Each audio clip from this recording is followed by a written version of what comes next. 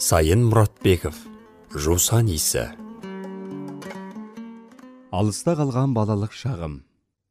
Ойымнан, жарғақ сары тоны қаудырлаған, тобығы тайған сол аяғын сүйрете жүгіретін, шілбейген, ақсақ қара бала. Бір кетпейді. Көзімді сәл жұмсамақ, шуылдаған балалардың ең соңында сол аяғын жер сыпырғандай, көлденең сүйретіп, ес қалмай далбақтап жүгіріп келе жатқан Аянды көргендей болам.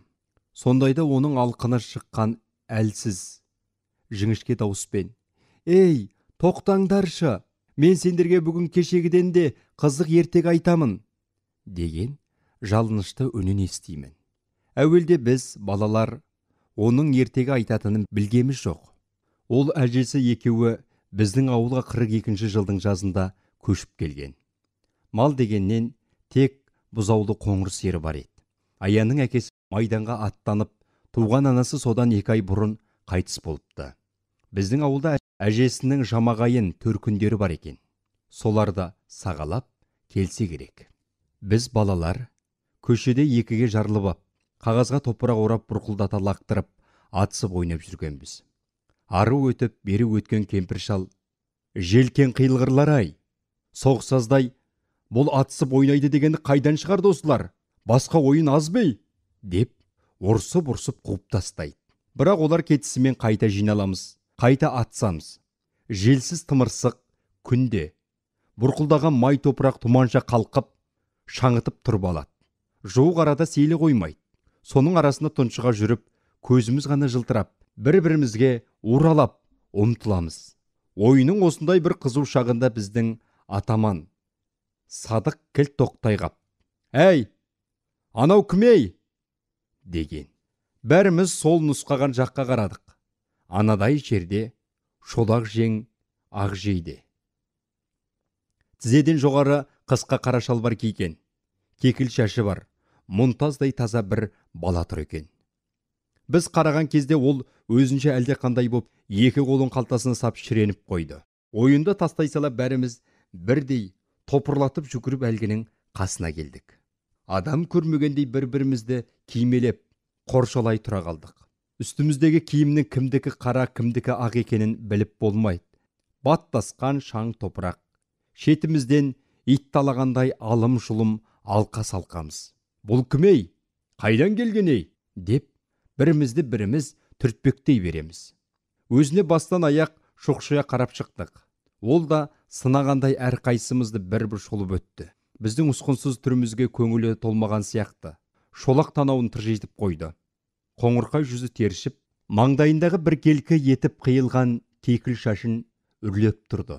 Кекіліміз жоқ бізге, оның сол қылығының өзі кереметтей сүйкімді көрініп, қызға қарадық.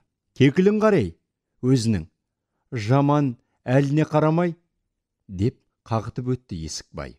Біз күлкіміз келмесе де, оның сөзіне қошемет білдіріп, сықылықтай күлдік. Жаңа келген бала қызараңдап теріс айналып кетті.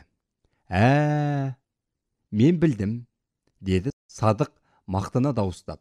Онан соң әлгі баланың алдын орай өтіп: «Ей, бала, сендер кеше көшіп келдіңдер ғой, қоңыр сиырларың бар ғой, деді. «Иә», деді томсырайып тұрған бала оның сөзіне күлімсіреп. «Қоңыр сиырымыз бар». «Атың кім?» «Аян». Біз бәріміз тегіс ұмытып қалмайық дегендей: «Аян, Аян», деп күбірлесе қайталап қойдық. «Жүр, жолдас боламыз», деді Садық оның әппақ білегінен қап-қара қолмен ұстай алып. Аян оның қолына қарады да, қызараңдап тұрып, ақырындап білегін босатты. «Сендер жақ ыстық екен, суға түспей қалай шыдайсыңдар?» деді. «Түсеміз, анау арада тоспа бар, жүр түсейік, суы во», деп Садық ауылдың жоғарғы жағындағы шұңқыр тоспаны жерге сыйғызбай мақтай жөнелді. Аян бізге қосылып солай қарай жүрді. Ауылға жаңа баланың келуі біз үшін нағыз мереке болатын. Әрқайсымыз оның көзіне түсіп қалуға тырысушы едік.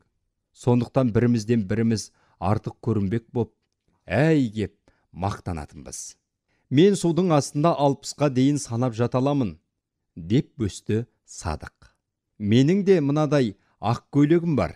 Үлкен сандықта жатыр, апам кигізбейді, деді көп үндемейтін қосым тырнауықта. Қосым төбелескенде ылғи баж етіп кеп бетті тырнайтын. Сондықтан оны тырнауық дейтінбіз. Өзінен көп балалар қорқатын. Оған тек Есікбай ғана тік келуші еді. Қазір де ол: «Ой, кет жары, тырнауық мысық, сенің үйіңде алтын барында білеміз», деп ентелеп келе жатқан Қосымды көкірегінен итеріп жіберді. Есікбай сидаң бойлы, қол аяға қарағайыстай қатқан ұзын, жүгіргенде алдына жан салмайтын, өзі төбелесқор, сотқар бала еді. Кейде қараптан қарап келе жатып, әркімге бір ұрынатын жаман әдеті бар. Әлі жеткенде аяқтан шалып қап, болмаса басынан тоқай алып жылатып жіберетін. Қазірде ол Аянның алдында қыр көрсеткісі кеп: «Тырнағың қайсы, мысық?» деп Қосымды аяғынан шалып қалды. Қосым жалп етіп ұшып түсті де, терісі сыдырылған тізесін ұстаған күйі көзі жасаурап қайта тұрды. Біраз жүгіргеннен кейін Есікбай оның басынан түйе тоқай ала бастады. Жылап жіберген Қосым тырнамақ боп ызақорлана ұмтылған. Есікбай оны ұзын қолымен тұмсықтата салып жіберді. Қосымның мұрнынан қан дірдектеп, бақырып үйіне кетті. Сол күні біз суға түсіп, күнге қақталып, кешке дейін тоспа басында ойнадық. Аян бұрыннан таныс адамдай етене боп кетті. Ол өте ақ көңіл, ақылды бала екен. Адамды іш тартып тұратын жайдары жүзі, не десең де тез көне кететін жұмсақ мінезі бізді бірден үйіріп әкетті. Ең жақсы қасиеті ешкіммен төбелесіп, сөзге келмейтіндік еді. Бір-екі рет кейбір шатақ құмар балалар тиісіп те көрген өзіне. Аян үндеместен қабағын түйіп, ондайлардан сырт айналып кетіп жүрді. Өзінің жауап қайра алмағанына налғандай боп: «Менің көкемде жоқ, апамда жоқ. Сондықтан төбелессем, әжем ұрсады ғой», деп қойды ол. Алыс-жұлыс ойын үстінде күрескенімізде ол біразымызды шығып кетті. Тек Есікбайдан ғана жығылды.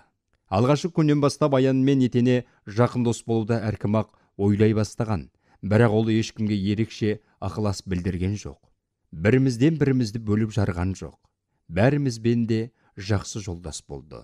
3-4 күн өткен соң, әбден үйренісіп алғаннан кейін ұрынарға қара таппай жүретін Есікбай басқа балаларға істейтін қылығын Аянға да істеді. Онымен төбелескісі келіп, өзінен өзі жөнсіз тисе бастады. Аян оған жасқаншақтай қарап: «Қойсаңдар шенді», деп күңкілдеген сайын Есікбай ыржақтап кеп, қайта-қайта оның басынан тоқай алып, аяғынан шалып, мазасын кетірді. Ыза болған Аян ақырында: «Төбелесесің бе?» деген. Есікбай оны мазақтай түсіп: «Сенімен бе? Қойшы!» деп кеп, сілекейін Аянның бетіне жаға салды. Мұнан әрі шыдау мүмкін емес еді. «Мен бұл көшенің ортасында төбелеспеймін. Жүр, анау сайға, ел көрмейтін жерге барып төбелесейік», деді Аян. «Қойшы, мұнау дөй ғой!» деп Есікбай сілекейін Аянға тағы шақты. «Жүр, ал Есікбай, көкеңнің жұдырығын иіскегің кеп тұрса». Ол енді Аянды итермелей түсіп, сайға қарай жүгірді. Екеуінің төбелесін көру үшін біз де ердік. Сайға түскен соң Аян жейдесін шешіп, шеткі бұтаның басына ілді де, бірден Есікбаймен алса кетті. Есікбайдың бойы анағұрлым биік еді. Екеуі шартпа-шұрт белдескен кезде ол Аянды белінен қапсыра қысып, қайқайтып бойымен басты. Бірақ қанша күшейгенімен жууға шамасы келмеді. Дереу бір қолмен Аянды кекілінен шап ете қап, шалқасынан гүрс еткізді. Жығып Аянның бет-аузына былшылдатып соға бастады. Аян тырс етіп үн шығармастан, астында жатып қол-аяғын ербеңдете береді. Тек бір кезде Есікбай: «Ойбай!» деп баж ете түсті де, бір жағына қарай бұраңдап жығыла берді. Аян оның қолын бұрап жіберген екен. Енді Аян күш алды. Ол аузы қан-қан болып атып тұрып, Есікбайды алқымнан бүре түсіп, жер сүздіре тұқырта берді. Өздері апыр-топыр қылған қара топыраққа Есікбайды бет-аузын бір-екі рет көміп жіберген. «Ойбай, болды!» деп айғай салды Есікбай. Аян оның басынан аттап тұрып кетті. Ұршып тұрған Есікбай тағы да тап берген. Аян оны белдесуге жібермей екі қолынан ұстай алды да жата беріс тастап аңқ еткізді.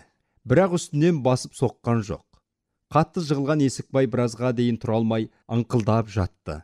Аян болса бұлаққа барып бет аузының қанын жуып, ақ жейдесін киіп, түк білмеген, түк көрмегендей үйіне қайтты. Осы төбелестен кейін-ақ Аянға ешкім тиіспейтін болды. Күзде оқу басталып, 7 менен 10 жастың аралығындағы өңшөң, бір өңкөй балалар 1-ші класқа бардық.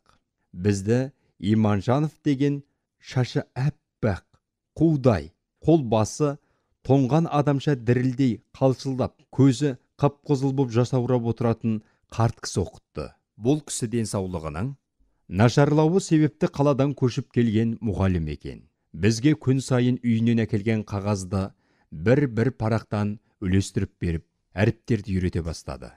Аян екеуміз бір партаға отырғанбыз. Бірінші күннен-ақ ол зеректігімен көзге түсті.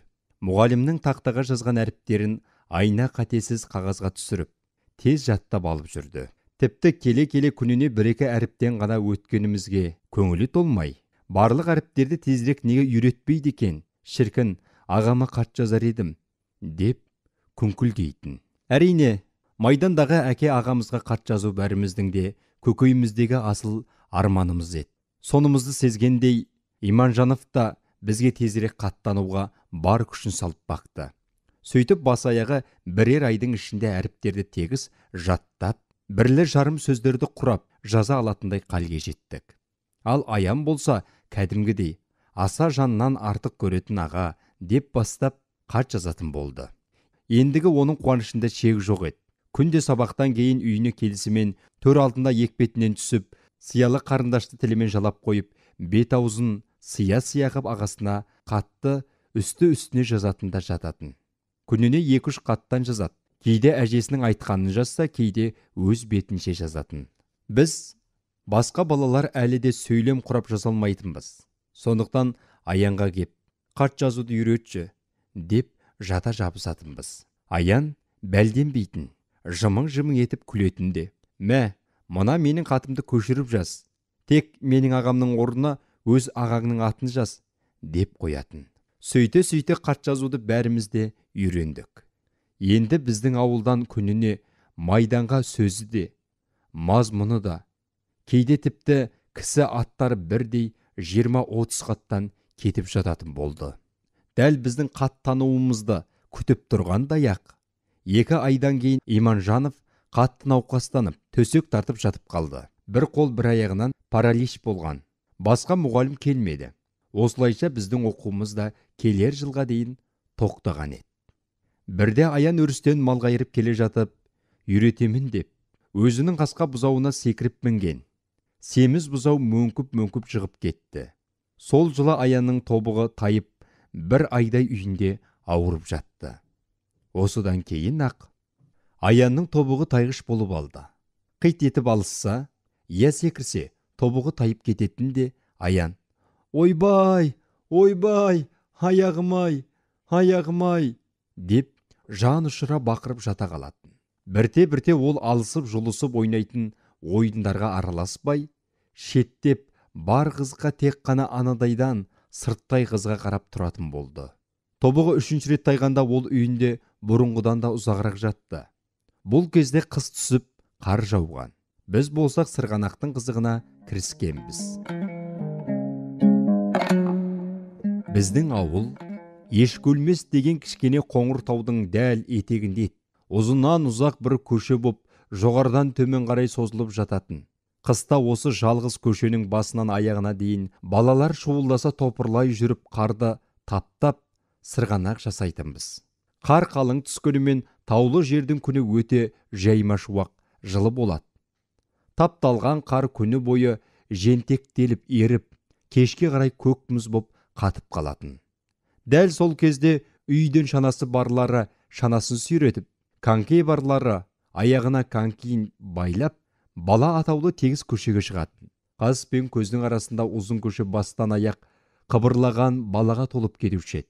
У-шу боп біреулері төмен қарай оқша зулап, шанасының табанынан от жарқылдап, бара жатқанда енді бір шұбалған топ шаналарын сүйретіп жоғарыға өрлеп бара жататын. Бүгін де сырғанақтағы ойынның сондай бір қызған шағы еді. Күннің көзі қанталағандай боп ерекше қызарып, ұясына қонуға таянған. Сірескен ақ қардың бетінде бір сәтке жұқалаң қызғылт кілегей тұрды. Күні бойы еш көрместің күнгейінде жайылған мал, ешкім қайырмаса да бір ізбен шұбырып ауылға қайтқан. Кенет бүкіл ауылды шулыға шыққан ашы дауыстар селт еткізді. Төбе құйқаны шымырлатып, жоқтау айтқан дауыстар Аянның үйінен шығып жатыр.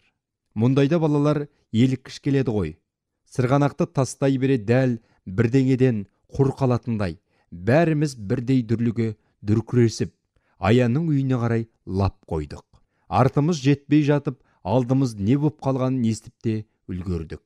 Аянның әжесі өліп қапты деген сыбырды алқына тұрып сүйінші сұрағандай бірімізге біріміз жеткіздік. Жарғақ сары тон киген Аян күлімдеп тұратын қара көзі шарасынан шыға жаутаңдап, өңі боп-боз есігінің алдында тұр екен. Үйінде көрші қолаң әйелдер бір-бірімен шуылдаса көрісіп, азан-қазан боп жатқанмен ол көзіне жас алмапты. Біз өзара сөйлескеніміз болмаса, оған үн қатқамыз жоқ. Аян да бізді үнсіз қарсы алды. Сүйреткен шанамызға, конькиімізге көз салды. Тоңғаннан ба, танауын жиі-жиі тартып дір-дір етеді. Күн ұясына еніп бара жатыр. Аян болса сол мелшиген күйде жалтақ-жалтақ етіп, ауылдың әр тұсынан әжетайлап дауыс қойып келе жатқан үлкен адамдарға қарайды. Бірақ олардың бірі де бұған назар аударар емес. Біз болсақ енді қайтер екен деп қызықтағандай одан көз айырмастан ортағап қоршалай тұрмыз. Өзара сыбырласқан боп, оған да естірте. Әжесі өлгенге неге жыламайды? Ей, деп қоямыз. Аян естісе де, естімеген адамша міз бақпайды. Тек әлдебір уақытта баш жоқ, аяғы жоқ. Ертегі тыңдайсыңдар ма? Деді. Онан соң біздің жауабымызды күтпестен өзі бастап үйдің бұрышына айналды. Жүріңдер, үйдің сыртында отырайық. Біз оның соңынан ердік. Үйдің сырт жағына кеп, шаналарымызды қаз-қатар тіздік те, өзіміз жайғаса отырып, енді не дер екен дегендей Аянның аузына қарадық. Ол сол тұнжыраған қалпында бәріміздің жүзімізді бір сүзіп өтті де, күлкілісін айтайын ба? Деді. Біз үн-түнсіз бас изедік. Аян тонының омырауына тұмсығын тығып, сәл күрсініп қойды да, ойға шомған күйде сыбырлағандай дауыспен: ертеде бір жетім бала болыпты, деп ертегісін бастады. Сол күні оның ертегісі түннің жарымында бірақ аяқталды. Әуелде тұнжыраған күймен жабырқау басталса да, келе-келе ертегінің күлкісі, оқиғасы көбейіп, Аян да бауырын жазып, бәріміз күлкіге батып, қарық боп қалдық. Тіпті Аянның әжесінің өлгенін де ұмытып кетіппіз. Сықылықтап күліп, мәз-мейрам боп: ей, тағы да айтшы, деп жан-жақтан шулап қоя бердік. Жоқ, ертең айтамын, бүгінгі осы бітті, деді ол салмақты үнмен. Басын көтеріп аспанға қарады. Жұлдыздың нуы жиекен. Ертең күн ашық болады, деп қойды үлкен кісіше. Бәріміз жапа-тармағай аспанға қарадық. Шынында жұлдыздар жайшылықтағыдан әлде қайда көп еді. Баттиып балқыған қорғасынша сорғалап ағып түсердей боп жарқырайды. Біз Аянның ертеңгі күнінің ашық болатынын жұлдызға қарап айтқанына іштей сүйсіне таңырқасып қойдық. Менің қасымда отырған Садық қалай біледей, деп таңырқауын жасыра алмады. Енді біреу менің құлағыма сыбырлап: «Ну деген не ей?» деп сұрады. «Білмеймін», дедім мен де. Бірақ бұл сөздің мағынасын сұрап алуға батпадық. Ертеңінде Аянның әжесі жерленді. Жұрт ат қойып зираттан қайтқанда, Аян әжесінің қабірінің басына елдің ең соңынан шошайып жалғыз қалды. Ол бұл күні де жылаған жоқ. Қарлы топырақ араласқан жас қабірге біраз қарап тұрды да, бір уыс топырақты іліп ап, топырағың жеңіл болсын, әже, деп шашып жіберді. Онан соң қып-қызыл боп тоңған екі қолын аузымен кезек-кезек үрлеп қойып ауылға қайтты. Сол күні Аян әжесінің тумаласы Бапай деген шалдың үйіне көшті. Біз көшеде сырғанақ тебуге кіріскенбіз. Дәл осы кезде азын аулақ көрпе жастық тиелген шананы Бапай айдап, Аян өзі қоңыр сиырын бұйдасынан жетелеп, көшенің бауырындағы шалдың үйіне көшіп бара жатты. Қоңыр сиыр үйренген қорасынан шыққысы келмей тартыншақтай бастаған. Бір топ бала шуылдаса қаумалап артынан айдадық. Қоңыр сиыр көзі шарасынан шыға шатынап, танауын пысылдатып басын шайқап-шайқап, Аянды сүзіп жіберердей боп, алға қарай оқтана жүрді. Бірақ сүзген жоқ. Жүріп келе жатқан бойда Аянның қаудырлаған сары тонының етегінен иіскеді де, тұмсығын созып ыңырана мөңіреді. Аян ақсаңдаған күйде бізге бұрыла қарап, жануар, бәрін біледі деді. Аянның сиырын Бапай шалдың үйіне дейін айдасып барғаннан кейін біз сырғанаққа оралып, ойынға қайта кірістік. Сәлден соң Аян да сырғанақ басына келді. Өзінің шанасы жоқ, сондықтан елдің шана тепкенін қызықтап қарап тұрды. Бірде менің көктақтайлы шанамды нұсқап, менің де шанам дәл осындай еді, көшкенде ана жақта қалды, деп қойды. Мен оның жасаурап тұрған жанарына шыдай алмай, мә, Аян, сен бір жол теуіп кел, деп шанамды бердім. Қуанғаннан ол езуін жия алмай, ыржия күліп кеп шанаға отырды да, ал кім менімен жарысады, деп айқайлап еңіске қарай заулата жөнелді. Менен кейін оған шанасын Садық берді. Онан кейін Есікбай берді. Қысқасы, Аян бәріміздің шанамызды бір-бір реттен теуіп шықты. Ол қып-қызыл боп, қара терге түсі ентігіп, алабұртып, елден ерекше даурыға сөйлеп, сақылдап күлумен болды. Ымырт сәуле сыдырап қараңғылық үйіріле бастаған кезде басынан тымағын алып желпіне тоқтаған Аян, жүріңдер, бүгін мен кешегіден де қызық ертек айтамын, деді. Біз опыр-топыр болып шуласып Аянның бастауымен Бапай шалдың үйінің іргесіне келдік. Аянды ортаға алып енді жайғасып отыра бергенімізде есік ашылып сыртқа Бапайдың кемпірі шықты да, үйбай, бетім-ай, бұл дүбірлеген не десем, мыналар екен ғой. Хаулақ жүріңдер әрі. Өй, өңшөң топырлаған немелер. Онысы несі-ай, тап терезенің түбіне кеп үймелегендері, деп қуып жіберді. Енді қайттық дегендей көшеде аңтарылып тұрғанымызды Садық, мен таптым, қай жерге отыруға болатынын, деді. Бәріміз соған қарай қалдық. Анау атқораның төбесіне шығайық та, шөпке белуардан кіріп ап отырайық. Біз санымызды шапалақтап ұралап, ауылдың шетіндегі атқораға қарай жүгірдік. Арт жағы аласа тас қораның үстінде тырмыса шығып алдық та, сол күні ғана қара ойдан әкелінген көк жауқазын шөпті өңгіп жіберіп отыра кеттік. Құрғақ шөптің танауды жарған қош иісі мас қылғандай тұла бойды шымырлатады. Шетімізден пысқырып, мынадай рахат дүние тапқанымызға мәз мейрам боп, біріміз итеріп қап, шөпке аунатып, сықылықтай күліп, жұмсақ шөпке тығыла түсеміз. Бәріміз алқа қотан жайғасқаннан кейін ортамыздағы Аян тісінің арасынан сызылта шырт дегізіп түкіріп қойып, көтеріле түсіп, астына шөп жұмырлап басқамыздан биіктеу ғып отырды. Онан соң қабағын шытып, ойға батқан күйде төмендегі үңірейе қарауытып жатқан терең құзға көз жіберді. Біз де еріксіз енді солай қарай жалтақтадық. Қоз іші қорқынышты. Ертеде бір жетім бала болыпты, деп Аян екінші ертегісін бастады. Сыбырлай шыққан даусында өз айтқанына қалайда қалтқысыз сендіретіндей керемет бір күш бар. Біз тым-тырыс боп тына қалдық. Бір сәтке дәл астымыздан қораның ішінен жылқылардың күтір-күтір шөп жеп тұрғаны, пысқырғаны, тарпығандары, қасынғандары естілді.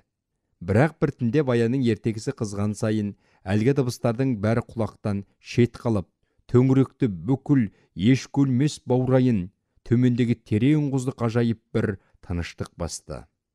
Бұл дүние ертегі қиял дүниесіне, сиқырлы дүниеге айналып, біз өзіміз бар жоғымызды да ұмытқандай болдық. Сол күннен бастап, күнде кешкісін атқораның төбесіне жиналуды әдетке айналдырдық. Екінші күні тағы да әлгі Садық бір пәлені шығарған. Үйінен алақандай газет жыртындысымен темекі ұрлап алып кепті. Әлгісін кәдімгідей ешкі сирақтандырып ұзын етіп орады да, қалтасының түбінен әзер тапқан сіріңкенің жалғыз шиімен тұтатып, сонысын насаттана сорып қойып отырып, ертегі тыңдады. «Ей, әкеші, бір сорайын», деді ақыры Садықтың жанында отырған Қосым шыдай алмай. Садық шылымын оған бір сорғызды. Қосым құмағайлана түтінді ішіне тартамын деп қақалып жөтеліп тұншығып қала жаздады. Біз бәріміз оны мазақтап, өзім біраз жерге апарып кеу-кеулеп алдық. «О, маубас, тарталмасың бар, сұрап не қыласың ей?» деп табаладық. Онан Есікбай: «Кәне, Садық, мен сорайыншы» деді. Садық шылымын оған да бір сорғызды. Есікбай қақалған жоқ, түтінді аузын толтыра сорып алды да, ақырын танауын бұрқ-бұрқ еткізіп шығара отырып: «Міне, қалай тарту керек?» дегендей мақтанып қойды. Онан кейін темекіні мен де сұрап бір сордым. Менен кейін тағы біреу. Ақыры Садықтың ұзын темекісін барлығымыз бір-бір сорумен ақ тауыстық. Келесі күні қораның төбесіне жиналғанымызда көпшілігіміз үйден қағаз бен темекі ұрлап алып шыққан екенбіз. Енді бір-бір шылым орап, темекіні жарыса тартатын болдық. Темекі тартып отырып тыңдағанда Аянның ертегісі де әлде қайда қызық сияқты көрінді. Бір күндері кейбіреулеріміздің үйіміз темекі ұрлап жүргенімізді біліп қойып, енді аналарымыз темекіні қиындау жерге тығатын болды. Бірақ біз бұғанда амал тауып кеттік. Осы анау мақау тұрағұл ылғи жылқының кепкен тезегін шылым қып тартып жүреді ғой десіп, біз де енді күндізден қалтамызға жылқының кепкен тезегін жинап салып жүрдік. Сөйтіп, Аянның ертегісін тыңдаған кезде кейбіріміз ішіне жылқы тезегі салынған ешкі сирақ темекіні бұрқылдата сорушы едік. Ғажап ертегілер еді. Дүниедегі жақсылық атаулының бәрі ерлікте, ізгілікте, сұлулық пен ақылдылықта. Әйтеуір адамға тән небір асыл қасиеттің барлығы да сол Аянның ертегісінде болушы еді. Аян батырлық туралы ертек айтқанда, біз алым-жұлым киінген қара борбай балалар бір сәтке жадау қалпымызды ұмытып, шетімізден көк семсер жарқ-жұрқ еткізіп, ат ойнақтатып жауға қарсы арыстанша шабатын нағыз қас батырдай сезінуші едік өзімізді. Өмірімізде қос ауыз мылтықтан өзге ештеңені көрмесек те, жарқ-жұрқ еткен көк семсер тұрғанда, зеңбірек пулемет дегендер айтар сөзге көңілге олқы түсіп, ойыншық сияқты боп қалатын. Өйткені Аянның ертегілеріндегі батырлар сілтеген көк семсерге қызығып, иланатынымыз сонша, қару біткеннің құдайы көретінбіз. Шіркін, сондай семсер боп, мен де соғысқа барсам, фашистерді тура бауша қияр едім, деп тістенетін Есікбай. Ал мен бар ғой, тек бастардан ғана шабар едім, дейтін Садық арман еткендей даусын соза сөйлеп, құшырланып. Көк семсерді жарқ-жұрқ еткізіп келе жатқанымда, алдымнан көкем шыға келсе: «Ой, керемет болар еді ғой, мұнан әрі соғысқа баруды, фашистерді қыруды, сөйтіп әке ағаларымызды тауып алуды әр қайсымыз өзімізше сөз етіп, тәттарманға шоматымыз. Өзі жетім болған соң ба, кім білсін, Аянның ертегілері көбіне жетім бала туралы болушы еді. Жетім баланың тағдырына байланысты үрейлі ертегіні бастаған кезде, ауылдың шетіндегі сай-саланы, жыра құзды тегіс жалмауыз кемпірлер, жез тырнақтар, жалғыз көзді дәулер, дию перілер жайлап кеткендей болушы еді. Төңірек тегіс үрейге толатын.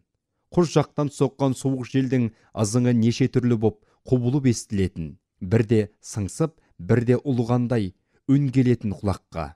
Біз әр дыбысты қалт жіберместен үрпейісіп біреу «А» десе, ойбай аттанға бірдей салып тым-тырақай зытуға дайын отыратынбыз. Ғажап ертегілер. Біз бір кештің өзінде ұзындығы 2 қарыс темекінің 2-3-еуін тауысатынбыз. Ақыры қолымыз темекі орауға икемге келмей, тісіміз тісімізге тимей сақылдап тоңатынбыз. Бірақ Аянның ертегісі таусылмай ешкім тырп етпеуші еді. танауымызды қос-қосынан тартып қойып, шөп қуысына тығыла түсетінбіз. Ертегі біткен кезде ғана ух деп, еркін тыныстап, құрыстап қалған бойымызды жазып, керіліп созылып жетім баланың бақытқа кенелгеніне шын жүректен қуанатынбыз. Кей күні Аян сирек тістерін көрсете отырып, жымың-жымың күліп қойып, көңілді күлдіргі ертегілерді бастайтын. Ондайда біз қыстың сай-сүйектен өтіп, дірдектеткен ызғарлы суығын ұмытып, ішекті түйнектеген күлкіден қиқылдасып, шиқылдасып, көзіміз бен мұрнымыздан сорамыз бірдей ағып, әр қайсымыз әр жаққа ішімізді басып, домалайтынбыз да қалатынбыз. Ол күнде біз бұл дүниеде соғыс дегенің бар екенін, әр қайсымыздың әке ағаларымыздың алыста, сонау батыста жауған оқтың астында жүргенінде естен шығаратынбыз. Аян тағы да, енді осылай тағы бір ертек айтшы, деп тұс-тұстан жалынатынбыз оған. Бірақ Аян бір түнде бір ертегіден артық қалай жалынсаң да айтпайтын. Орнынан тұрып, үстін қағып, түн ортасы болып қалды ғой, жетер енді, дейтін салмақтана сөйлеп. Сендер қызықсыңдар. Бір күннің ішінде екі ертегіні ойлап шығару оңай дейсіңдер ме? Деп қоятын онан соң. Біз ертегілердің бәрін Аянның өзі күнделікті ойлап шығаратынын білсек те, оған пәлендей мән бермеуші едік. Бар білетініміз, Аян күнде неше түрлі ертегілерді ойлап кеп, кешкілік бізге айтып беру керек. Ал біз ұйып отырып, тыңдағанды ғана білеміз. Ертегі ойлап шығару оңай ма, қиын ба, ол жағын еш шаруамыз жоқ. Тіпті ол жағын сөз ете қалғанның өзінде де, Аян ғой күн сайын бір ертегі ойлап шығарады. Ендеше ертегі шығару қиында емес шығар. Тек басқамыз ертегіні қалай құрастырудың әдісін білмейтін болармыз, деп түсінетінбіз.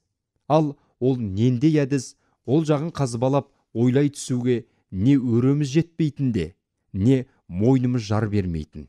Таң атқаннан күн батқанға дейін салп-сұлп етіп, көшенің аяғынан басына дейін шана сүйретіп, сырғанақ ойнауды ғана білетінбіз. Кешкісін тесік пималарымызбен сырма шарықтарымыз зілдей боп, шылқылдап су өткеніне қарамастан ат қораның төбесіне тартатынбыз. Алғашқы күндері күндізгі ойын кезеңінде Аянға шанамызды кезекпе-кезек сырғанауға беріп жүрдік те, келе-келе шетімізден сараңси бастадық. Қызық ойынның үстінде шанаңды бір жолға болса да біреуге беріп қойып, өзің сырттай қарап тұрғанға тақатың жетпейтін. Сондықтан ендігі жерде Аянға шана күніне бір рет қана тиетін. Онда да ойынның қызығы бәсеңсіген шақта барып, біреуіміз, «Мә, Аян, бір рет теуіп кел», деп оны мүсіркегеннен амалсыз бергендей болушы едік. Аян да енді бұрынғысындай шанаға отырғанына қуана даурықпайтын. Қызараңдап күлімсіреп кеп шананы қолыңнан именшектеп алатында, бір сырғанап кеп қолыңа беретін. Онан соң сары тонның омырауына тұмсығын тығып, суық сорған өңі көкпеңбек боп бозарып, біздің ойнымызға қарап, шетте үнсіз состиятын да тұратын. Тек Бапайдың кемпірі, «Ай, Аян, қайдасың? Анау сиырды байла, қаз үйректі қама, биені суарып шөп сал», деген кезде бізге жалтақтай қарап үйге кететін. Едәуір уақыттан кейін қайтып оралатын. Оның асыға түсетін шаға күннің ұясына қонуы. Күн ұясына қонды дегенше ақ жүзі жадырап сала береді. «Ал жүріңдер, мен кешегіден де қызық ертегі айтамын», деп еліктіре жөнеледі. Кейде ертегі тыңдауға ол күндізде шақыратын. Сырғанақ деген немене? Тек киім тоздырып, шаршау деп менсінбегендей ерінін шүйріп қоятын. Ондай кезде оған «Ағатай, мә, сырғанашы», деп шанаңды кесе көлделең тосып жалынсаң пысқырып қарамайтындай көрінетін. Сонан кейін-ақ ойының сәні кетуші еді. Шынында да, «Ей, менің шарығымнан су өтіп кетіпті. Жүріңдер, ат қораның төбесіне барайық», десіп сетіней бастайтынбыз. Біздің бұл түрімізді көріп Аян сырғанақты онан әрмен жамандайтын. Онан біздің шаналарымызды қарап қойып, «Мұналар шана ма?» дейтін мұрнын тыжырайтып. «Шіркін, өзінің рулі бар, алдында шамы бар, алдыға да өргеде бірдей сырғанайтын шана болса». «Өй, қойшы, ондай шана болушы ме еді?» «Болғанда қандай? Қобыланды батырдың тай бұрылындай ұшатын аттар бар ма?» «Бар. Ендеше алты өрге бірдей сырғанайтын рульді шана да бар». Мұнан әрі Аянмен сөз таластыра алмайтынбыз. Кім білсін, мүмкін сондай шана бар да шығар. Әркім іштей шіркін аян айтқандай ылды өргі бірдей сырғанайтын рульді шанам болса деп қиялдайтын сияқты едік сол бір сәтте.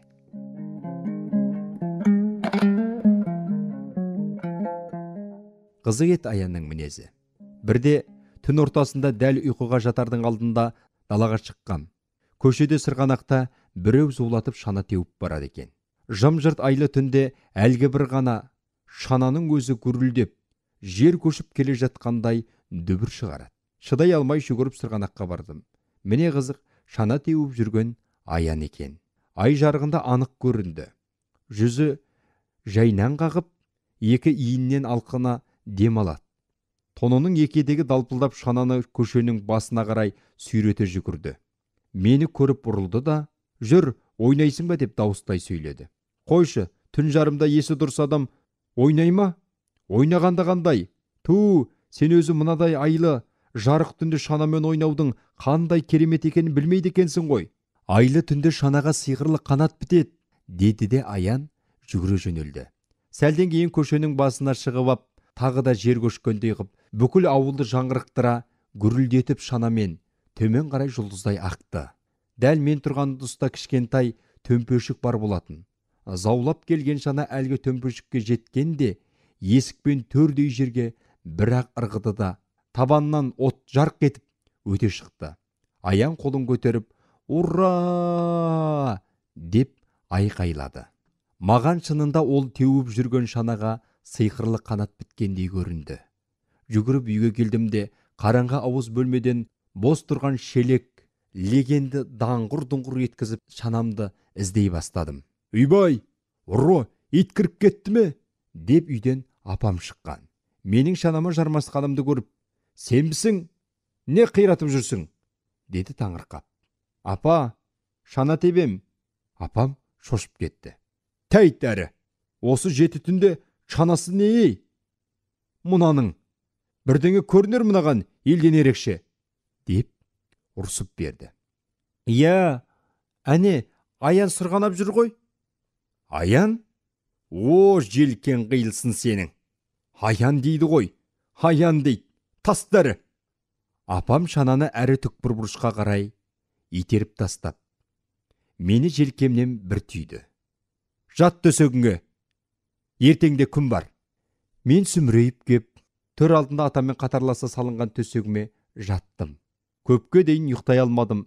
Көшенің басына аяғына дейін зырқыраған шананың дүбірі дәл біздің үйдің іргесінде жүргендей жерді солқылдатып естіліп тұрды. Сол күні қанатты шанамен алды өргі бірдей заулата сырғанап жүрген Аян түсіме де кірді.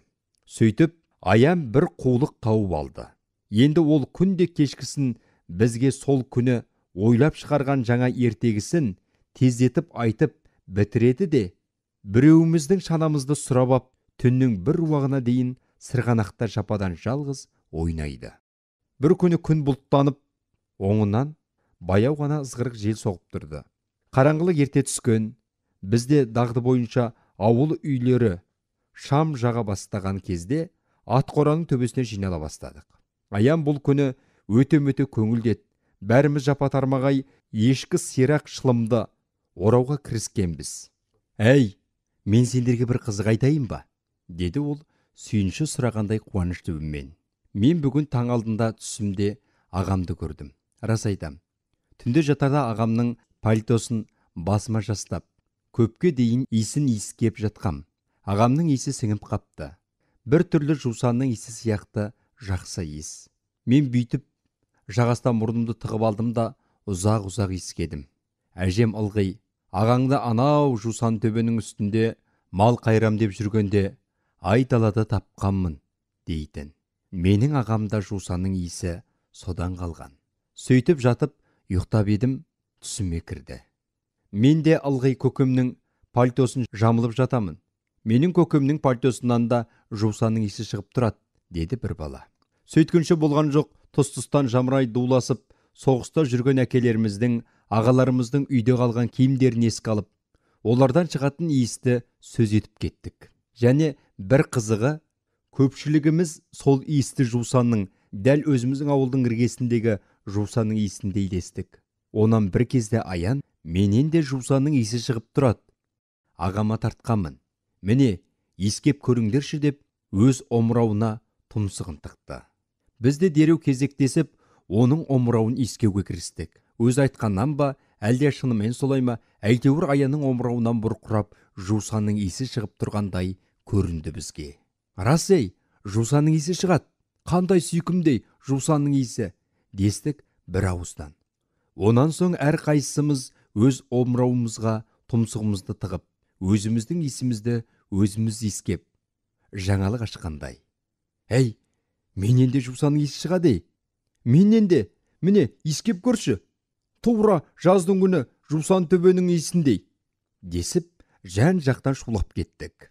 Сәлден кейін басқа сөздің бәрі тыйылып, аян ертегі бастауға кірісер сәтте Есікбай тұрып, бүгін түнді аянға шанасын кезек бойынша қосым беру керек, деді.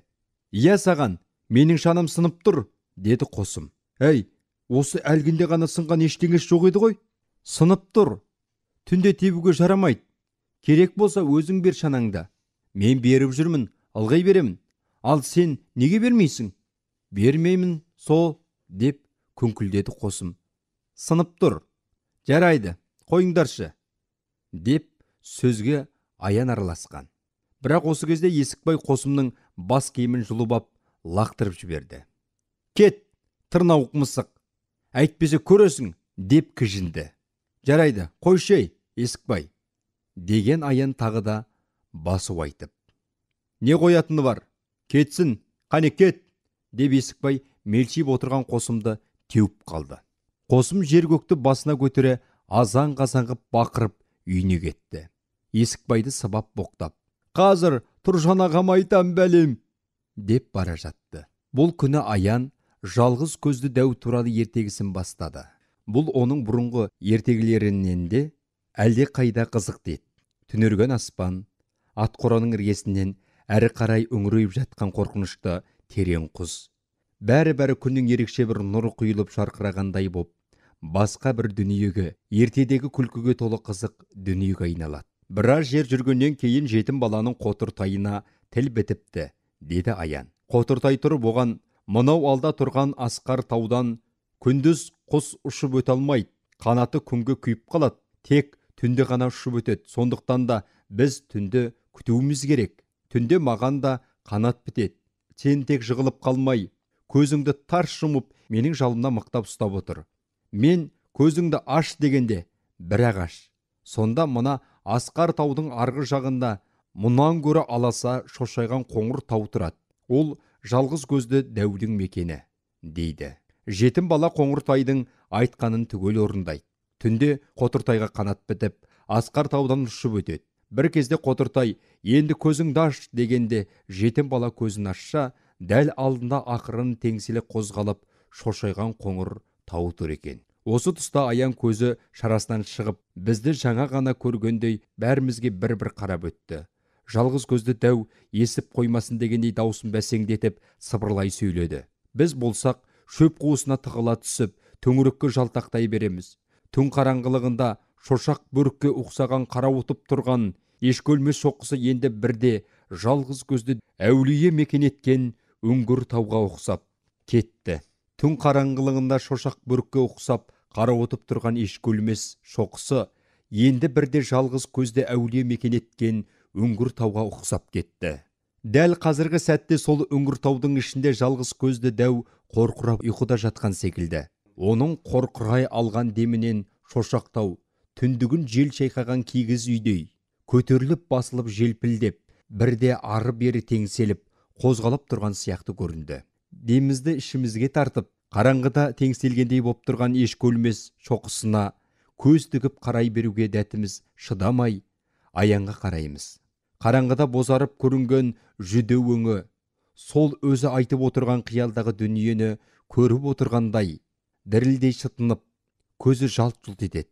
Азғырық жел онан сайын суытып, қар ұшқындай бастады. Тұтасқан қап-қара аспан тұншықтыра салардай боп, ауыл үстін тұмшалап тұр. Ит үрді, тура жалғыз көзді дәудің иті ұқсап ұлы бүрді. Апырай, жалғыз көзді дәу оянып кетер ме екен деп зәре құтымыз қалмайды.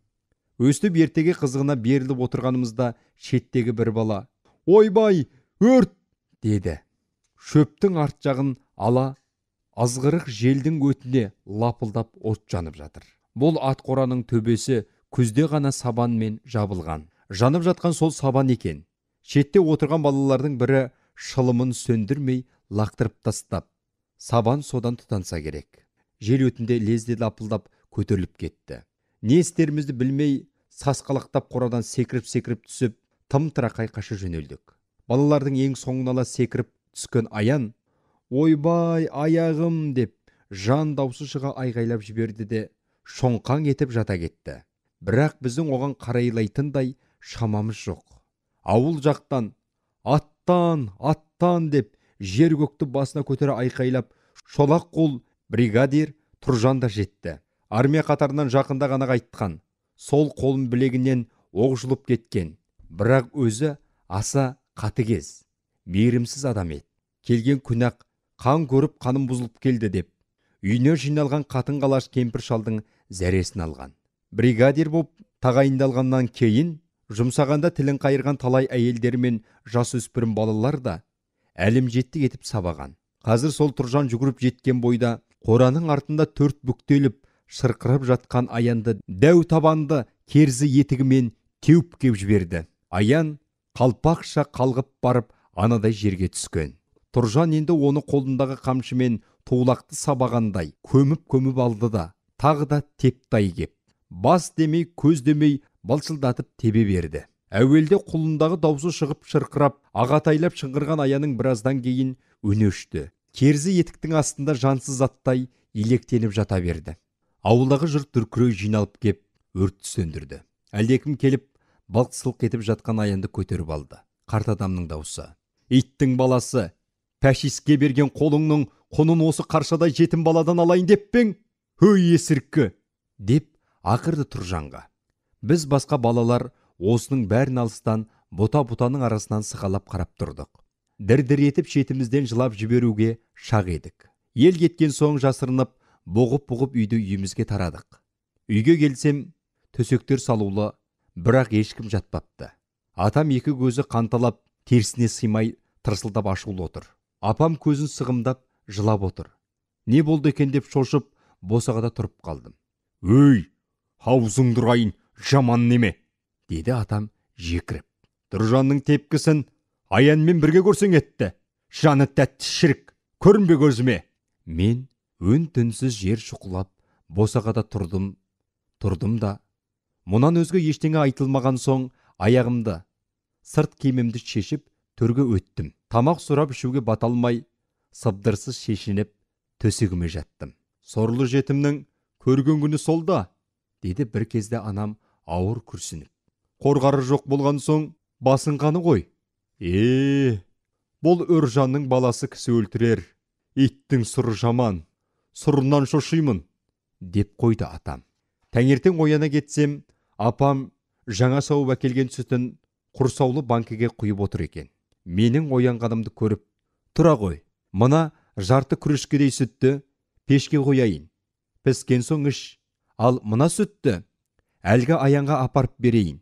Байғұс бала көкпеңбек тұлыптай боп қозғала алмай жатқан көрінеді, деді. Киініп жарты күрешке сүтті апыл-ғұпыл іше сап, Бапай шалдың үйіне мен де жеттім.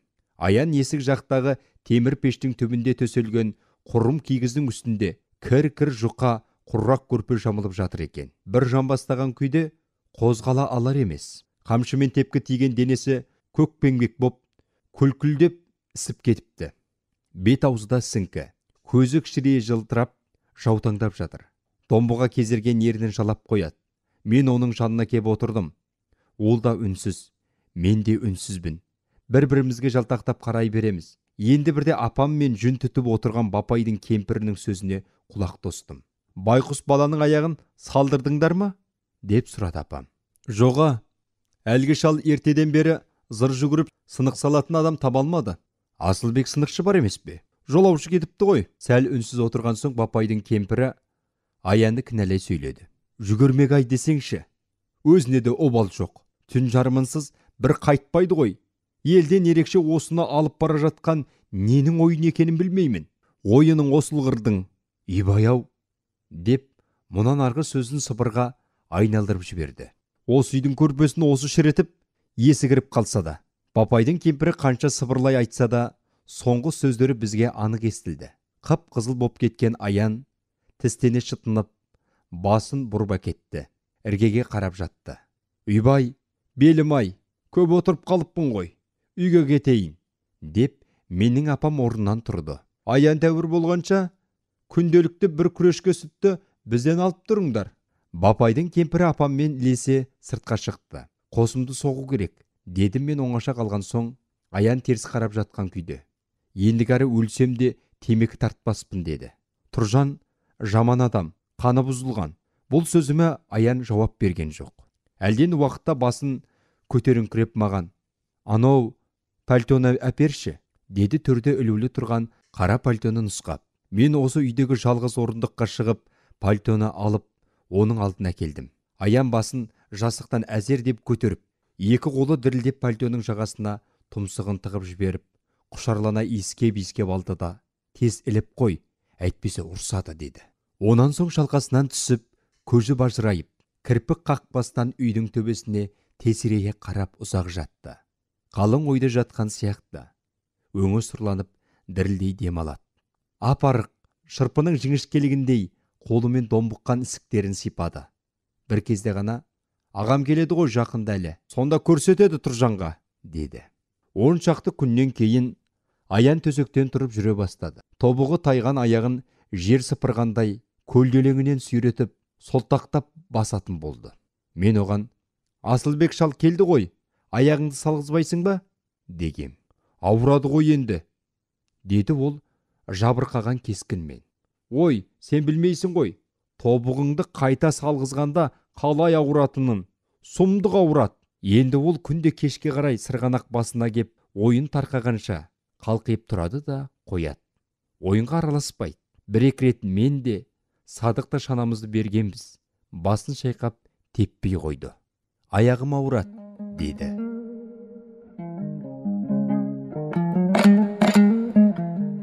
Кей күні ойыннан кейін мен кешкі тамақты ішіп ап, Бапайдың үйіне баратынмын. Мен келгенде Аян ылғи темір пештің аузында от жағып отырады. Ол кезде соғыс жылдарында біздің ауыл отынға сабан жағатын. Малатаспен бастырған астықтың сабаны орған қамыс сияқты ірі болады. Арасында шала бастырылған, кейде тіпті мұрты сетінемеген масақтар жиі кездесуші еді. Отқа жанғанда сабан дүр-дүр етіп, лауылдап, ал масақтар батырлап кететін. Аян от жағып отырып, біртіндеп қана сол масақтарды жинайды.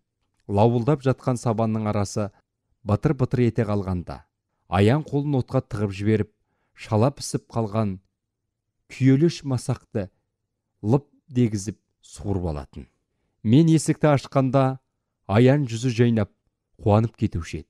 Былай шық деп, дауыстап айтуға кемпір шалдан бата алмай, олар жаққа жаутаңдап қарап қойып, темір пештің түбіндегі өз орны, қара құрым киіз төселген қуысты меңзейтін. Мен қуысқа кіріп ап, олар кешкі шайларын ішіп болғанша Аянды күтіп отырам. Бапайдың кемпірі шалы екеуі ғана майға бөктіріп талқаншылайды да: сенің тісің бар ғой, деп Аянның алдына бір уыс қуырған бидай төгеді. Міне, Аянның кешкі қорегі осы. Ол үн-түнсіз қытырлатып отырып, алдындағы бір уыс бидай біткенше шай ішеді де, онан соң шынысын төңкеріп қуысқа келеді. Келе бірден сыбырлай сөйлеп: ертегі тыңдайсың ба, деп алады да, менің бас изеуімді күтпестен ақ баяғыда бір жетім бала болыпты, деп бастай жөнеледі. Бір тәуірі Бапай да, оның кемпірі де біздің сөзімізге құлақ салмайтын. Майға жылаған талқанды көсе асап, астық шайға бойы бусанған қарт, қолтығындағы жастығын мыжғылай түсіп, рақаттана кекіріп қоятында. Енелерің дұрайын, осы екеуін ақ сыбыр-күбірі бітпейді екен, қыз алып қашқалы ақылдасып жүргеннен саумысыңдар, деп әзілдейді. Кемпір болса қабағын кіржитіп: жаман ит, үрегіш келеді деп, мына біздің ол мылжың көрінеді ғой, дейді. Екеуі де осымен тынады. Жатарында кемпір майы таусылады деп өзі сығырайып тұрған жетілік шамның білтесін онан әрмен сығырайтып басып тастайды. Мұнан кейін біздің бар жоғымызды естеріне де алмастан екеуі екі жақтан тәтті қорылға басатын. Олар ұйықтасымен ақ аян әлгінде ышқырына тыққан күйелеш масақтарды алып, өгіп аузына құятын. Жеп көрші, тәтті, деп бір-екі масақты мағанда ұстататын. Өгіп шала піскен дәнді мен де аузыма құямын. Бірақ шикі дәмі білініп тұрғандықтан жұталмай, шайнап түкіріп тастайтынмын. Кейде мен үйден нан алып келетінмін. Аян нанды көргенде көзі отша жанып, екі ұртына кезек бұралай тығып, қақалып қала жаздайтын. Тағы да бар ма? Тағы да, деп менің қалтамның түкпіріндегі қоқымға дейін қағып, дегбірі қалмаушы еді. Бір күні балалар екіге бөлініп, қар атқыласып ойнамақ болдық. Ортамыздан екі атаман сайлап, қалғандарымыз екі-екіден жұптасып, әлгі екі атаманның қарауына тең бөліне бастадық. Бұл ойынға Аянның да қатысқысы келген. Бірақ екі атаманның екеуі де оны өз топтарына алудан бас тартты. «Өй, қой, сен жүгіре алмайсың, шойтаңдап», деді олар. Аян үшін мұнан ауыр жаза жоқ еді. Ол көзі жасаурап, ақсақ аяғын сүйреткен күйде екі иіні салбырап кете барды. Мен шыдай алмай оның соңынан жүгірдім. Аян жылап келеді екен. Екеуміз қатарласып үнсіз жүре бердік. Дәл Асылбек шалдың үйінің тұсына жеткенде көз жасын алақанымен қатты уқалап сүртті де әлгі үйге бұрылды. Мен де ердім. Асылбек шал мал қораның ішін тазалап жүр екен. «Иә, неге келдіңдер балалар?» деді анадайдан дауыстап. «Ата, аяғымды салып беріңізші», деді Аян. Асылбек таяп кеп оның аяғына қарады. «Салып берін қалай ей? Мұна аяғын қисық боп бітіп, жазылып кеткен ұқсайды ғой. Енді оны қайта орнына салу оңай емес. Ауырғанына шыдар ма екенсің?» «Шыдаймын, ата, салып беріңізші». Аянның даусы дірілдеп, жалынышты шықты. Енді сәл болса еңіреп жылап жіберуге шақ тұр. «Апырая, жарайды, салып берейін қарағым. Үйге кіре бер. Әй кемпір, мына жиен балаға тамақ берші, әлденіп алсын». Біз үйге кірдік. Асылбектің кемпірі бізді төрге отырғызып, бауырсақ пен айран әкеп берді. Сәлден кейін жуынып шайынып, Асылбектің өзі де кірді. Сырт киімін шешініп, кемпіріне көрпе салғызып, әлгінің үстіне Аянды жатқызды. Онан соң қойдың құйрық майы мен Аянның тобығы тайған аяғын сылауға кірісті. Ұзақ сылады. Өзі де тынымсыз сөйлеп, Аяннан да әр нәрсені бір сұрап, үнемі сөйлетумен болды. Бір кез Аян «Ойбай!» деп баж ете түскен. Асылбек «Шыда, балам, шыда!» деп оның бұлқынғанына қарамастан тырп еткізбеді. Аян қолын даусы шығып, ойбайлап жатты да. Асылбек оның аяғын уқалап сылай берді. Онан соң кемпір әкелген шүпірекпен әдемілеп таңып тастады да «Ал, болды, тобығыңды енді шығарып алма», деді. Бірақ амал не? Аян мұнан кейін де тобығын тайдырып алды. Ол көктем кезінде. Көктем шыға колхоз жұмысына біз де араласқанбыз. Ортасына сым темір салып, өртеген бір дойыр қамшыны қолымыз қалып, өгіз жеккен соқаның басына міндік. Жесір әйелдермен бойжеткен қыздар соқаның артын ұстайды. Арайланып, таң білінгеннен бастап, ымырт қараңғысына дейін жер жыртамыз. Жер құйқасы майға бөккендей туырылып жатады. Соқа тісі сәл тереңдесе, бөкпе топырақ қалыңдап, өгіздер мықшиып тұрып қалады. Ал қыстай шөп тарту, тоқым тарту мен титықтап шыққан арық өгіздердің аузынан сілеке жұбырып, аяқтарын шалыс басып, күн ұзын соқа тартуға дәрмендері зорға жетеді. Онда да арқасын қайыстырған қамшының күшімен жетеді.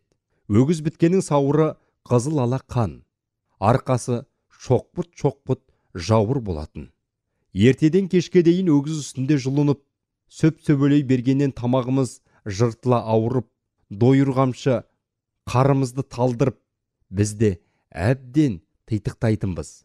Таңдайымыз кеуіп, қаңырығымыз түтеп, қарнымыз ашып, қамшы сілтеуге әліміз құрып, бас айналып, көз қарауытып, қалғып мүлги бастаған кезімізде соқа ұстаған әйел баяуымен: «Әй, ұл, айдасаң өгізіңді», дейді. Бойыңдағы бар күшіңді жинап, қамшыны құлаштай сілтейсің. Арық өгіздер арқаларын құр қайқаңдатып, қыржыңдағаны болмаса, жүрісіне жүріс қосалмайды. Ақырында өзіңнің қолың ауырып, сырқырап кетеді. Ондайда өгізден домалап түсіп, жер тепкілеп жылағың келеді. Сенің сол мүшкіл қалыңды сезгендей, соқа артындағы әйел өзі кеп қолыңдағы қамшыны ала сап, өгізді шықпыртып жібереді де: «Жығылып қалма», деп қояды. Шама шарқыңның сол екенін ұғады ғой, жақсы ұғады. Әлден уақытта әйелдердің бірі қалжырай шыққан зарлы үнмен сызылтып қана: «Көкшебір таудың биік-ай, алыстағы бауырдан қаталудың қиын-ай», деп ән салады. Ән емес-ау, жүректегі ауыр жердің лықсып шыққан бір күрсініс сияқты. Әнге екінші соқадағы әйел, онан үшінші соқадағы бой жеткен қыз қосылады. Үшеуі де зарлатады-ау кеп. Үшеуінің көзінен де жас парлайды. Біз өгіз үстіндегі балалар көзімізге мөлт-мөлт етіп жас үйіріліп, тамағымызға өксік тығылып, бас көтере алмаймыз. Әйелдерге қосылып жылауға еркектік намысымыз жібермейді. Өйткені алғаш соқаға шыққан күні аян. Жылауды әркім білет. Мықты болсаң нағыз еркектерше қиыншылықта жыламай бақ, деген. Сондықтан жасық екенімізді білдірмеуге тырысамыз. Кешкісін жерден қазылған бараққа келеміз. Іші оп-бозын қап-қараңғы үңгір сияқты. Астына сабан төселген. Жалғыз май шамның өлеусіреген жарығында не өшіп, не жегенімізді ажыратпастан талқаннан жасалған атала көже сияқты бірдеңені қалғып мүлгіп отырып ішеміз. Онан соң киіміміз бен отырған орнымызда қатар-қатар сұлай кетеміз. Өне бойың салдырап қозғала алмайсың. Қанша ұйықтағаның белгісіз, әлдебір уақытта Тұржанның: «Әй, жетпегірлер, тұрыңдар!» деп ақырғанын естисің. Қозғалуға шамаң жоқ. Өне бойың езіліп, көзіңді аша алмайсың. Сол кезде Тұржан әрқайсымызды әке-шешеден түк қалдырмай сыбап, сирағымыздан дырылдата сүйреп, барақтың аузынан сыртқа қарай атып жібереді. Тағы да арқасы пышақтың қырындай, өзі жауыр өгіздің үстіне жарбия жабысасың. Тағы да жағашпастан соп сөбелеп, қарың үзілердей боп тынымсыз қамшылау. Түске жақын өзегің талып, әлің кетіп, қалғи бастайсың. Кейде өгіздің үстінен домалап кеткеніңді де білмейсің. Босанып жатқан қарапарға бұрқ ете қаласың. Көзіңді уқалап, атып тұрып, соқа ұстаған әйелдің көмегімен өгіздің арқасына қайта жарбиясың. Осылайша күніне әрқайсымыз өгізден 2-3 реттен домалаушы едік. Аянның тобығы осындай бір өгізден домалап түскен кезінде тағытайды. Ол қара парға бұрқ ете түскенде: «Аяғым-ай!» деп баж етті де бүктеліп жатып қалды. Жүгіріп жанына бардық. Ол жыламауға тырысып, тістеніп, көзін жұмып, көкпеңбек боп сазарып жатты. Аяғындағы көннен тігілген шоқайын шешпек боп ет, қинала аңырсып, онан ағатайлап бебеу қақты. Көтеріп бараққа алып бардық. Ауылға апаруға көлік болмады. Сол түні денесі қызып, таң атқанша сандырақтап сөйлеп шықты. Ертеңгісін біз жұмысқа кетерде ғана көзін ашты. Мен басқалардан жырылып, бір сәтке оның жанында қалдым. Өзімше ақыл айтпақ едім оған. Сөзді неден бастарымды білмей қипақтап отырғанымда ол өзі бастады. «Ой, кеше аяғым қатты ауырды», деді дірілдеген үнмен. Тура өлгім-ақ келіп еді, тағы ағамды ойлап қана тоқтадым. Онан соң біраз үнсіз жатты.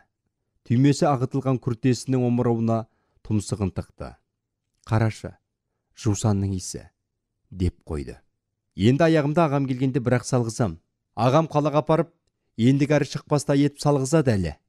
Ол тәтті ойға шомған күйде ағасы келген соң не істеп, не қоятынын тегіс тізбелеп айтып шықты. Оның сөзіне қарап, мен ағасының жуықтағы күндердің бірінде қайтатыны титтейде шәк келтіргем жоқ. Сағындым ағамды, деді ақырын күрсініп. Мен жұмысыма кеттім. Күні бойы өгіз үстінде жалғыз тілеуім, шіркін-ай, Аянның ағасы тезірек қайтса екен, деу болды. Аян барақта 4 күн жатып қалды.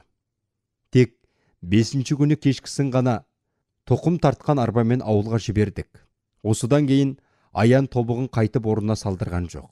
Сол аяғын көлделеңнен сүйрете басып жүретін болды. Қу соғыстың бесіктен беліміз шықпай жатқандақ, біздің жүрегімізге салған жарасы қаншама еді. Сол жараның тыртығы өмір бойы удай сыздап, жанға батып өтер-ау. Еш уақыт ұмытылмас. Асыр салар балғын шағымызда тағдыр біздің қабырғамызға да бар зілін салды ғой. Сонда да болса, басқамыздан гөрі Аянға қатты батып еді. Тағдыр оған дегенде ештеңесін аямады. Үлкендер жау шегінді десіп, күн сайын бір қуанышты хабар айтып жүрді. Мұның өзі біз үшін ертең соғыс бітеді дегенмен бірдей еді. Әскерден біртіндеп ер азаматтар қайта бастады. Бәрі жаралы боп қайтқандар. Бірі қолынан, бірі аяғынан, бірі қабырғасынан, бірі көзінен айырылғандар. Бірақ сөйтіп жарымжан боп қайтса да, олардың әр қайсысының келуі ауыл үшін мереке еді. Солардың бірде-бірі Тұржанға ұқсап, қан көріп қайттым, қаным бұзылды деп есірген жоқ. Қаралы қағаздарда келіп жатты. Жаз ортасы, аңызақ жел ұйтқой соққан ыстық күннің бірінде біздің ауылға тағы да бір қаралы қағаз келді. Бұл жолғы қаралы қағаз ешкімнің үйінен зарлы жоқтау айтатын дауыс шығарған жоқ. Бұл жолғы қаралы қағаз көшеде ойнап жүрген балалардың ең соңында белі бос ыштанының ауын бір қолымен көтере ұстап, сол аяғын көлделеңінен сүйрете солтақтай жүгірген күйде: «Ей, тоқтаңдаршы! Мен сендерге кешегіден де қызық ертек айтамын!» деп жалына дауыстай жүгірген Аянға келген еді. Ол үнсіз қабылдады. Қаралы қағазда ұзақ отырып, 2-3 рет ежіктеп оқыды да, 4 бүктеп ашқыр қалтасына тықты. Онан соң ойнап жүрген балалардың жанына кеп, әдетінше алыс-жұлысты сырттай қарап қызықтап тұрды. Тек балалар үйді-үйіне тараған кезде ол ауылдың шетіндегі ат қораға барып кірді. Соңынан мен де бардым. Сарысу іркілген ат қораның іші тұншығардай қапас, тымырсық еді. Тастай қараңғы. Төбесіне ұя салған торғайлардың, олардың шырылдаған қызыл шақа балапандарының үні құлақты тұндырады. Қожынаған шыбындардың азыңы бір басқа. Қараңғылыққа көзім үйренгенше есік алдында тұрдым да, онан соң қабырғаны жағалап, түкпірге қарай жүре бастадым. Аяғасы сазданып басқан сайын шұрқ-шұрқ етеді. Түкпірге де жеттім. Аян қараңғы бұрышта бір уыс боп бүрісіп, екі алақаны мен бетім басып, солқылдап жылап отыр екен. Ұзақ жылады. Онан соң көзін сүртті де қорадан шықты. Сыртқа шыққан соң көрдім. Көзі қып-қызыл боп кетіпті. Маған қарады да өз-өзінен жымиып күлді.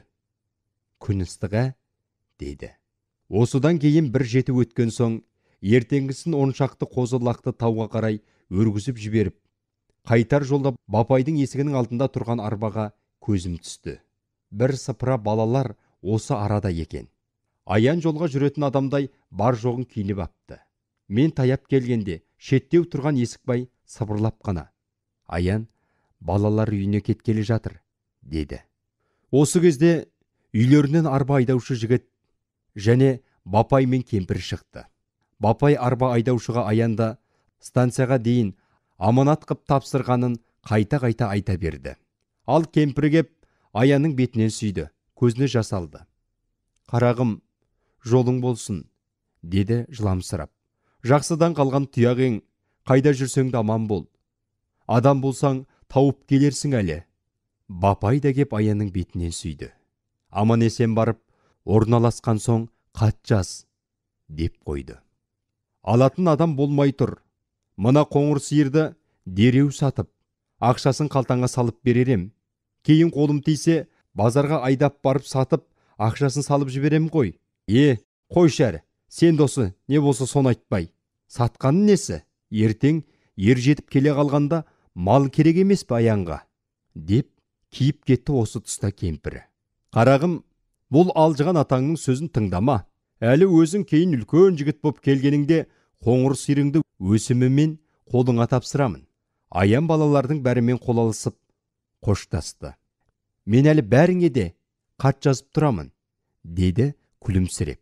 Есікбай арбаның артына жабысып ап, оны талай жерге дейін шығарып салды.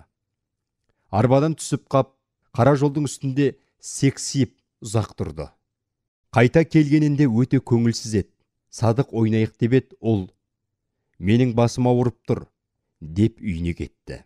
Сол сәтте бәріміздің де ойынға еш зауқымыз жоқ. Көңілсіз едік.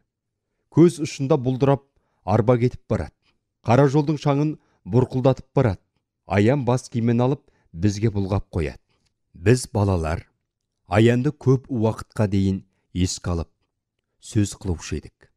Кейде кешкілік бір жерге жиналып ап, ала қыстай Аян айтқан ертегілердің есте қалғандарын қайталай айтып та жүрдік.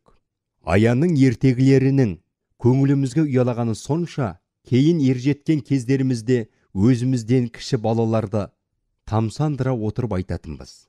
Тіпті күні бүгінге дейін, сонан бері талай ондаған жылдар өтсе де, кей күні түнде далаға шыға қалсам, қараңғыда бөрікші шошайған ешкі өлмес шоқысы, астында жалғыз көзді дәу ұйықтап жатқандай, соның қорқыраған демінен теңселіп тұрғандай көрінеді. Сол дәумен алысатын жетім бала қайда екен деймін. Сол сәт жазға салым жусан төбе жақтан қоңыр салқын самал еседі. Аш қылтым иісі аңқиды, жусанның иісі. Сондайда есіме тағы да Аян түседі. Шынында да бұл күнде Аян қайда екен? Тірі ме екен? Ондай бала тірі болуы тиіс. Ондай бала алдына нендей мұрат қойса да жетеді. Ал тірі болса, жусанды төбеге бір оралмауы қалай? Жусанның иісін сағынбауы мүмкін емес қой.